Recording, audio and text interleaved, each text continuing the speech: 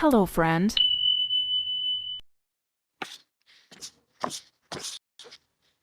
بعد داد بزنه بگه از من خوشش نمیاد. میکائیل من ندوست. مگه نه؟ گفت منو صدا کنی میکی.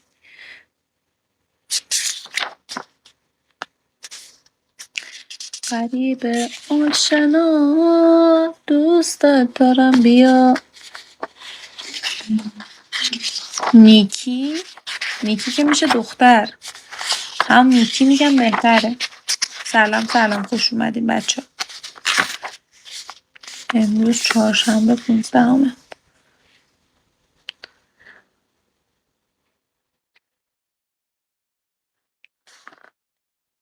چشمام بسته مگه؟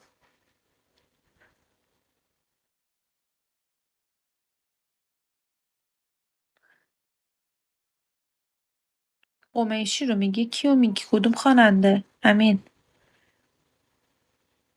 یس بیکی. چرا اصرار داره من انگلیسی باهاش حرف بزنم؟ ساپورت می میکی.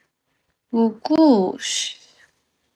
آها چم غریبه آشنا میخوندم. دوستت دارم بیا مرا با خود ببر به شهر قصه ها. بگیر دست منو تو اون دستات. چه خوبه سقفمون تا برگردی پیشم.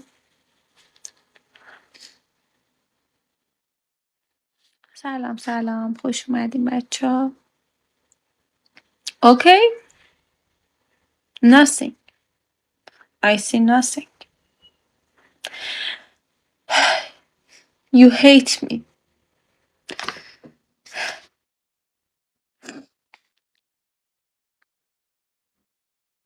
نه با من تازه صدامو آورده بودم زیر که اذیتتون نکنه. خلا شیخ نوور. Because you not support me.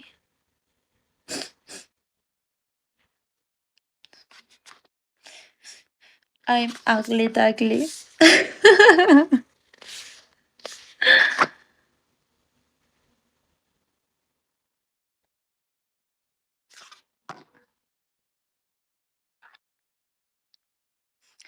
سیاه چشمون چرا تو نگاه دیگه اون همه وفا نیست.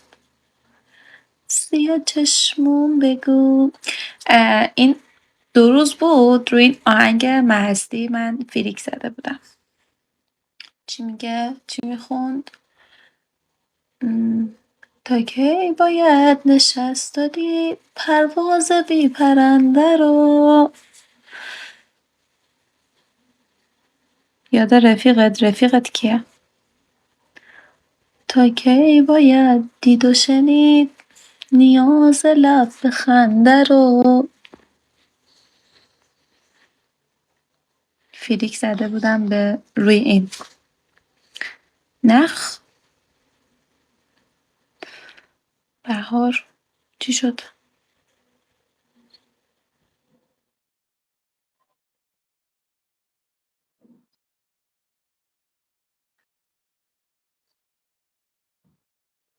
آها گوش همون 1-2 بیت بلدم. با آهنگ میتونم بخونم تنها نمیتونم. آخه نمیخونم من اصلا. همینطوری ریز مثل همه آدما چیز میخونن. مثلا تو عموم و نمیدونم برای خودشون کار میکنن میخونن و من نمیدونم چه خودکار گرفتم دستم وقتی قرار نیست چیزی بنویسم. به یه دونه بنویسم خدای شکر خدای خوب. نوشتم خدای شکرت. همین نظرت چی اصلا لایو رو ببندم و برم و هیچکی من دوست نداره. دیروز اتفاقا یعنی دیشب بود داشتم داستان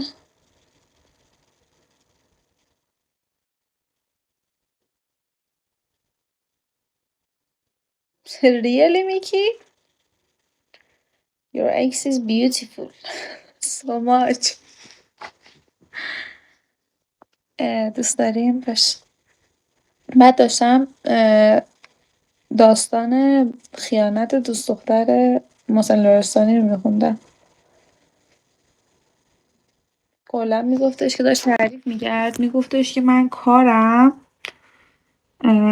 خرید و فروش گوشی بود.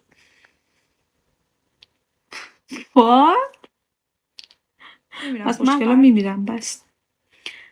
بعد میگفتش که یکی اومده بود گفتش که من گوشی میخوام فلانو میخوام و اینا، شارژر میخواست راستی، گفت دقیقا 90. بعد من اینو دیدم ازش خوشم اومد. بعد باش میگفت اوکی شدم، اوایل جوابم میداد و اینا. بعد از یه مدت که گذشت دیدم که جوابمو نداد. بعد میگفتش با رفیقام بودیم، جوابم تک تک میداد، میگفت میپیچون. با رفیقام بودیم، میگفت داشتیم میرفتیم سفره خونه. بعد دیدم که ترک موتور نشسته بود، شبیه اون بود. بعد نگاه کردم دیدم خودشه، با یه پسره که نشسته بودن لب جوب پارک، داشتن قلیون میکشیدن.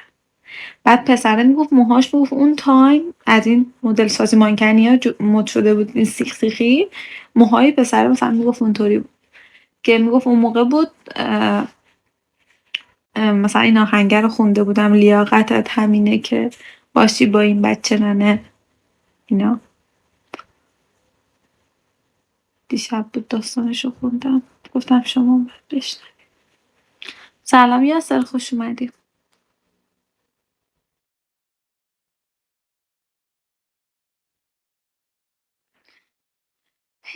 2:30 شد و هنوز ناهار نخوردم. جدی من هم دیشب دیدم مصاحبهشو.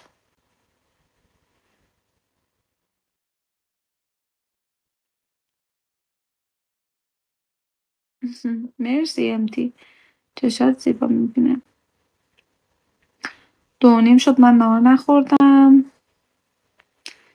بعد ساعت 4:30 باید برم باشگاه.